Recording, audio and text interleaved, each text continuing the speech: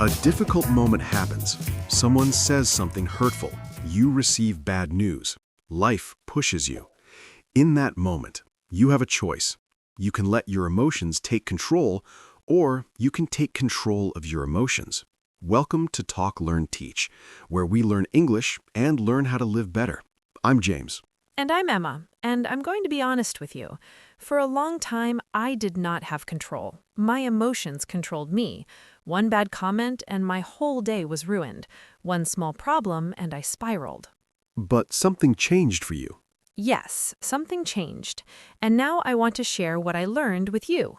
So, if you've ever felt overwhelmed by your emotions, or if difficult times make you feel helpless, this episode is for you. Please subscribe to Talk, Learn, Teach. We release new episodes every week about learning English and becoming a stronger person. And share this with someone you know who struggles with emotions. Tell them about Talk, Learn, Teach, because we're all learning together. Emma, let me ask you something. When did you realize your emotions were controlling you? There was a moment. I was at work. My boss gave me feedback about a project. It wasn't even harsh, but I felt my heart race. I felt my face get hot, and I wanted to cry. Over feedback? Over feedback. And I realized this is not normal. Something inside me is too sensitive, too reactive. What did you do? I went to the bathroom and cried. And then I felt ashamed that I had cried, so I cried more. It was a cycle. But you broke that cycle. I did, and I want to explain how, because I think a lot of people are in that cycle right now. Let's start with something important. What exactly is emotional control? Great question. I used to think emotional control meant not feeling anything, being cold, being hard. But it's not that. No, emotional control is not about not feeling, it's about understanding what you feel and choosing how to respond. That's very different. It is. You feel sadness. That's okay. You feel anger. That's okay. But you don't attack someone because of that anger. You don't hurt yourself because of that sadness. So you acknowledge the emotion, you sit with it, and then you choose. Exactly. And that's the key. There's always a choice between what you feel and what you do. Let me ask you about difficult times specifically. What makes difficult times harder to control emotions? Difficult times stress your nervous system. When you're stressed, your brain goes into survival mode. That's where emotions are strongest. So it's biology. Yes, your body thinks there's danger, so emotions become very big and very strong. And in those moments, control feels impossible. But it's not impossible. It's not, but you have to prepare before the difficult time. You can't wait until you're in crisis to learn control. So you need to practice. Yes, you need to practice. And that's what we're going to talk about, the practices that actually work. What's the first practice? The first practice is awareness. You have to notice what you're feeling before you can control it. How do you practice awareness? Start small. Every day, check in with yourself. Ask, what am I feeling right now? Be honest. Just ask yourself? Yes, you can do this in the morning, at lunchtime, in the evening. Just pause and notice. Don't judge, just notice. And you do this even when you're not in a difficult time. Especially when you're not in a difficult time, because then, when a difficult moment comes, you're already good at noticing. It's like training. Exactly. It's like training.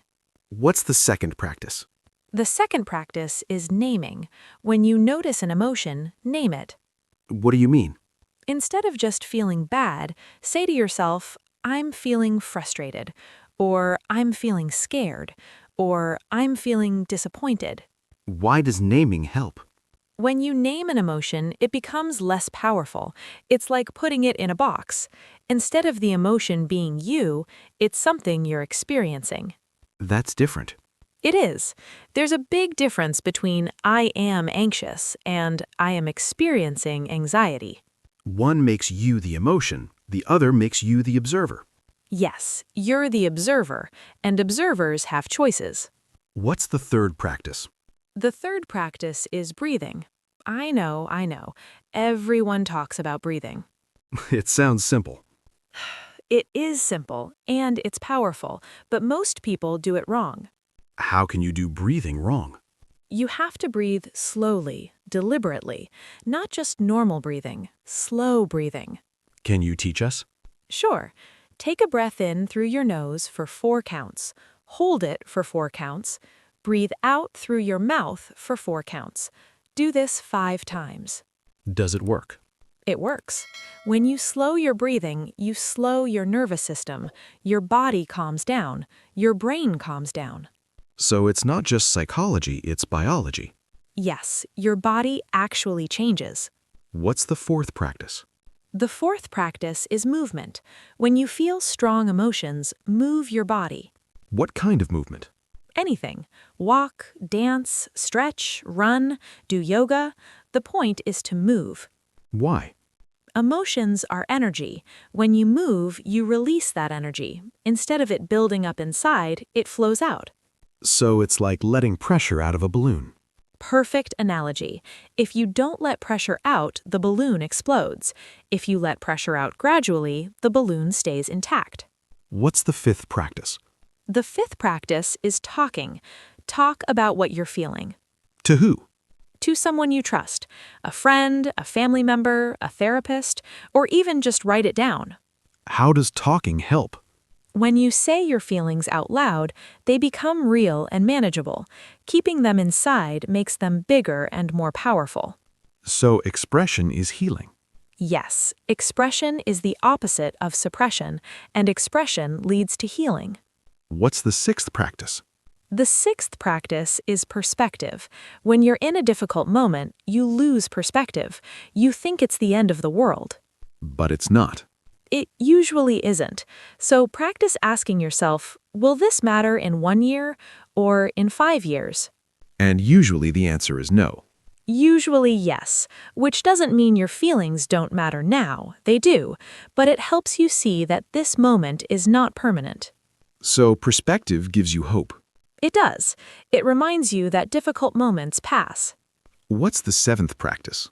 The seventh practice is preparation. Before difficult times come, prepare. How do you prepare? Create a plan. What will you do when emotions get strong? Will you go for a walk? Will you call a friend? Will you meditate? Have a plan. And when the difficult moment comes, you follow the plan. Yes, you don't have to figure it out in the moment. You already know what to do. That makes sense, because thinking is harder when emotions are strong. Exactly. Your thinking brain shuts down, so you need a plan your emotional brain can follow. Now, let me ask you about difficult times specifically. Are there certain types of difficult times that are harder? Yes. Loss is very hard. When you lose something or someone, emotions are very big. How do you control emotions during loss? You don't fight the emotions. You let yourself feel them, but you get support while you do. So you don't isolate. No, isolation makes emotions bigger. Community makes emotions smaller. What about rejection? That's a difficult time. Rejection hurts. It attacks your self-worth. But rejection is not about you. It's about someone else's choice. How do you remember that? It's hard, but you remind yourself, their rejection doesn't define my worth. What about failure, when you try something and fail? Failure is one of the hardest emotional times because we're taught that failure is bad. But it's not? It's not. Failure is information. It's feedback. It's part of learning. So you reframe failure. Yes, you see it as a lesson, not as proof that you're not good enough. Now, let me ask you something personal. What was the hardest, difficult time you went through? About 3 years ago, I lost my job. I was devastated. I felt useless. I felt like a failure. And how did you control your emotions? I didn't at first. I spiraled. I cried. I felt angry. I felt scared. But then? Then I decided to use everything I had learned. I talked to my family. I moved my body. I meditated. I wrote down my feelings. And? And slowly, I started to feel better. Not because the situation changed, but because I changed how I related to it. You took back control. I did. And that job loss, it led me to something better. I couldn't see it at the time, but now I see it was the best thing that happened to me. So difficult times are not always bad. No, difficult times can be transformative, but only if you work through them with control and awareness.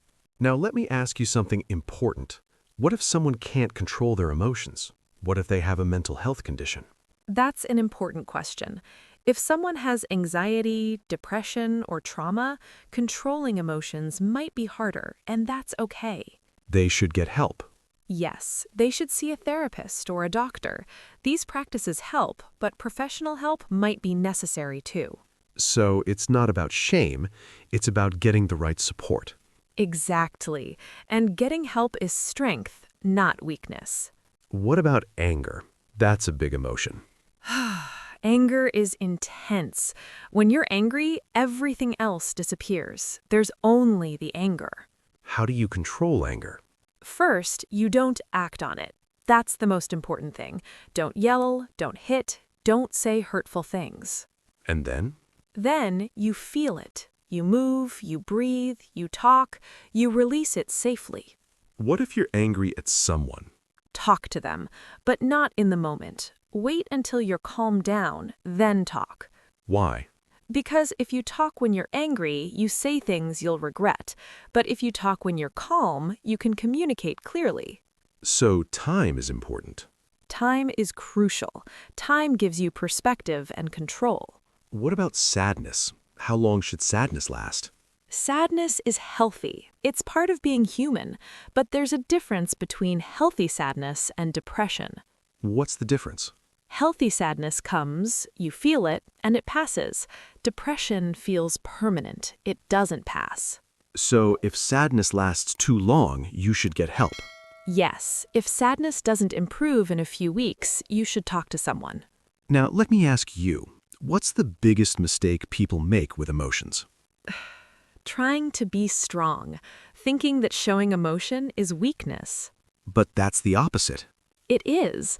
The strongest people I know are the ones who can cry, who can be vulnerable, who can ask for help.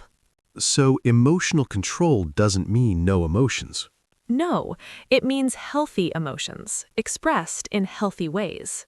Let me ask you one more thing. What would you say to someone in the middle of a difficult time right now? I would say, this will pass. You will get through this, and you're stronger than you think. And Be kind to yourself. Don't expect to be strong all the time. Be human, feel, and then keep going. thank you, Emma. That's really powerful. Thank you. So to everyone listening, here's what we want you to remember. Emotional control is a skill, and like all skills, you can practice it. You can start today. Notice your emotions, name them, breathe, move, talk, get perspective, have a plan. These practices will change your life, not overnight, but over time. And difficult times will come, but you won't have to face them helpless. You'll have tools. So please subscribe to Talk, Learn, Teach. We have new episodes every day about learning English and becoming stronger. And share this with someone who needs it. Tell them about Talk, Learn, Teach, because you're not alone in this. In the comments, tell us about a difficult time you've overcome. What helped you? What practices worked for you? We want to hear your stories, because your story might inspire someone else. Every comment matters. Every experience is valuable. So be brave, share what you've learned, connect with others in our community. Because when we share our struggles, we realize we're not alone. And when we're not alone, we're stronger. So thank you for listening to Talk, Learn, Teach. Thank you for trusting us with your growth. Remember, difficult times don't define you. How you respond to them does. You have more control than you think, and you have more strength than you know. Keep learning, keep growing, keep feeling, and keep going. See you next week. Bye, friends.